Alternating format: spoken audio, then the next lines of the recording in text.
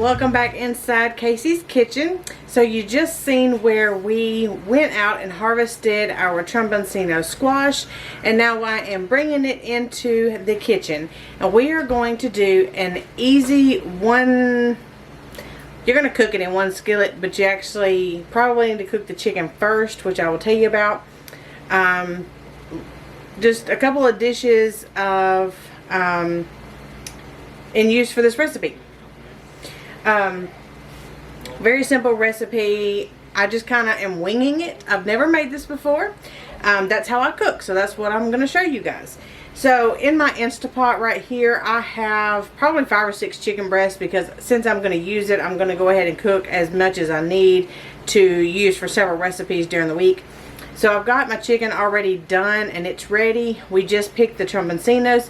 So I'm going to start kind of cutting it up and seeing how it's going to kind of come together. So for this recipe, of course, you do need some shredded chicken, which I'll show you how I shred my chicken in a second. And then we've got the Tromboncinos. Then you need some either marinara sauce or some kind of pasta sauce. I actually have somewhere right here. Actually, I have just some tomato sauce that I'm going to season myself and to make like a pasta marinara sauce. And I'm just going to use fresh herbs out of the garden and some that I have dried. And then we've got Parmesan cheese and mozzarella cheese, and that's all it is. And since this is cooked in the Instapot, everything else is going into one other skillet.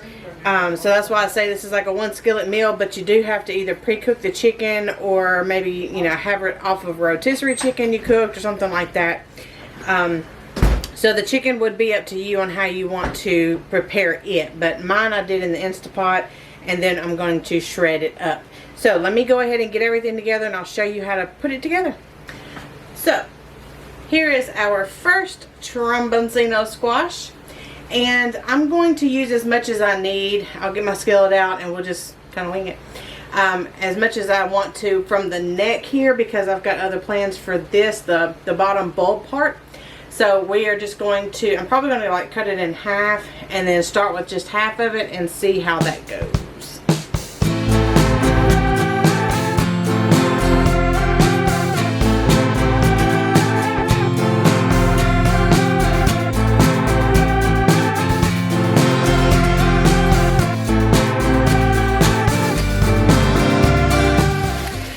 So while the Tromboncino gets started, my Instapot is done. And for this, I've got a bowl here. I'm going to show you how I shred my chicken. Now this one is a 4.5 quart bowl. It may not look that big on camera. But I've got like, I don't know, 6 or 7 chicken breasts in the Instapot that I have pre-cooked.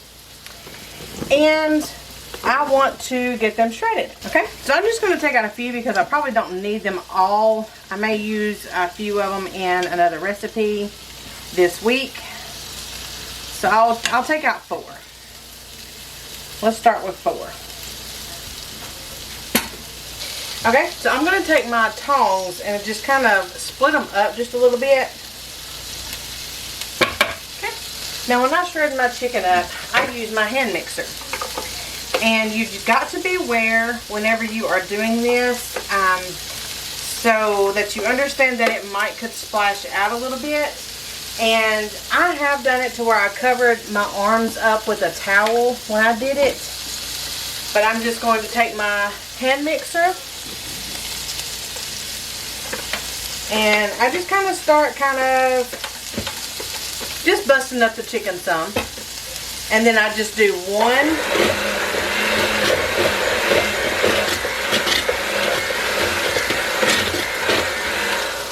And it takes like 10 seconds and it's shredded.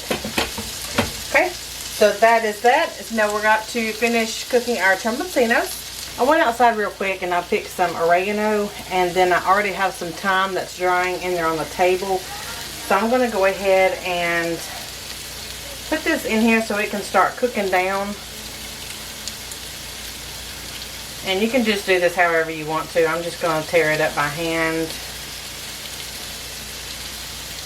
You can put it in a food processor if you'd like, or you can roll it up and chop it, however you want to do it. If it's fresh, of course, if it's dry, you know, it'll crumble up easier.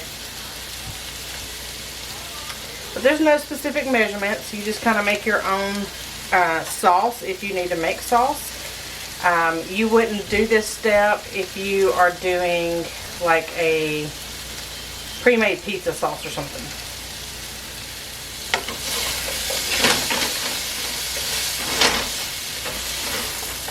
Go ahead and kind of stir that in and let that be wilting down. And here is my dried thyme that I picked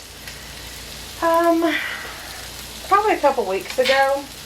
It was starting to get really big, so I just went ahead and picked some off.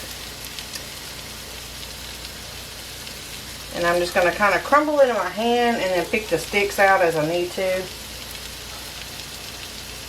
because they are so fine. They're so little.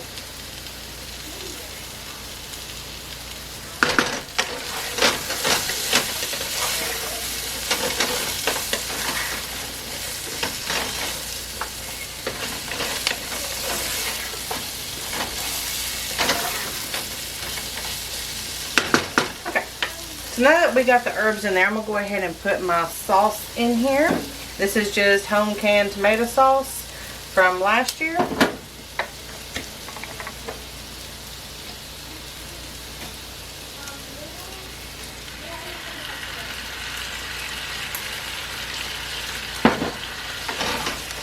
And that way the tromboncinos can go ahead and start cooking down. Using the liquid from the sauce to help cook the tromboncinos down. Alright, so once this gets cooking real well, I'm going to go ahead and cover it just to hold some of that liquid in and let the tromboncinos go ahead and cook all of that Italian flavoring into it.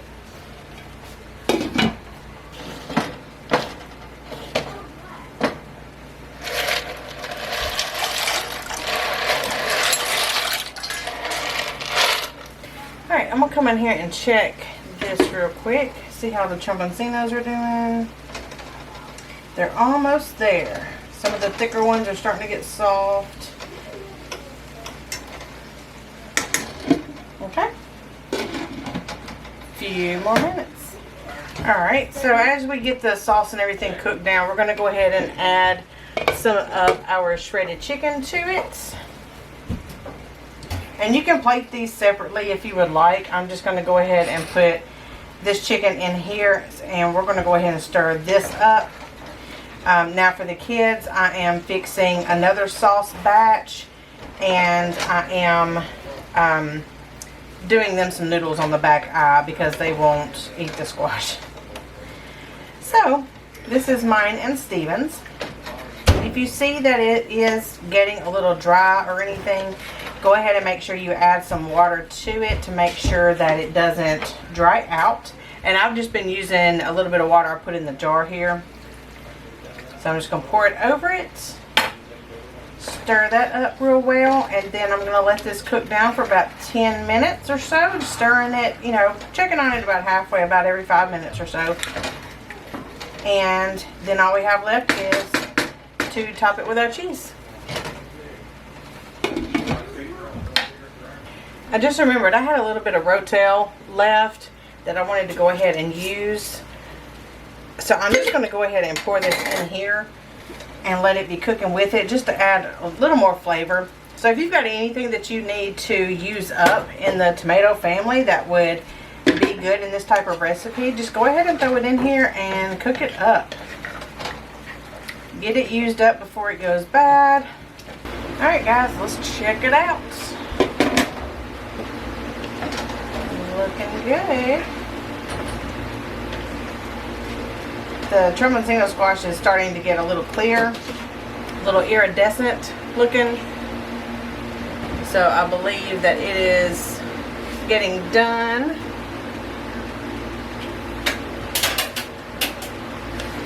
Okay, so let's cut the eye off. And now at this point, if you're a baker and you want to put this in the oven to bake it, you would do it at 350 just till the cheese melts but I'm a skillet kind of girl. So all I'm going to do is just top this with a little bit of Parm, and probably about a 1/4 cup of Parm and a 1/2 to 3 cups, I mean 3/4 cup, maybe even a full cup. I don't know. We'll see how it goes. Y'all know how I just take it out and just throw it on there. And I'm just going to put the top back on it and then let it melt. Alright, so here's my Parm that I need to be using up. This was another reason why I wanted to do this recipe. Parmesan cheese. So I'm going to sprinkle a little bit on there because I've got to save a little bit for the kids. So I don't have any mozzarella grated. Logan wants to do it. So let's see what you can do. You might want to hold it soft hands. Yeah. You need to stand on the ladder. Get up above it. Maybe. That really hurt. Sorry.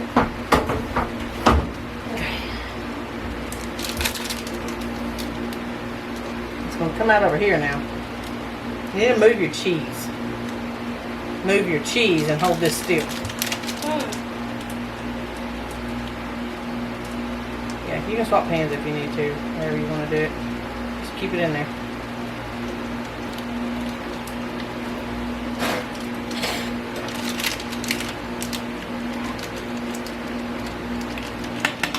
Let me know when you get tired. Are you just gonna say that? Are you just not tired? I wasn't when I started. You was tired when you started? That usually works. This cheese is so soft. I love mozzarella cheese. That is not mozzarella cheese. You Figured that out real quick. I was watching them. Anyway. Okay. Here is our 1 skillet chicken parm that you don't have to bake. Made with tromboncinos that you guys seen us harvest. And then fresh herbs that I did harvest but I didn't video. Some dried herbs. And then some chicken that we cooked in the Instapot. And then we shredded some cheese on top. And it is ready to go. Okay, so I've got the noodles ready for the kids. All I'm going to do is make some more of the sauce. And then put some of the shredded chicken in it. And then just top it with cheese. And they can make their own little bowls. I'll probably drain the noodles and then just throw everything in that pot. And then they can make their bowls and then just top it with whatever cheese they want. So, there you go, guys. This is part of the Keeping It Fresh collab that we are doing for July and August. I hope you enjoyed this. Go check out all the other channels and make sure that you can go in and search Keeping It Fresh collab, and it will bring up everyone that has that in their title or in their description.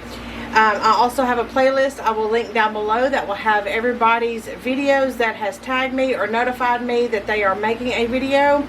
I will have them in a playlist and you guys can go check them out.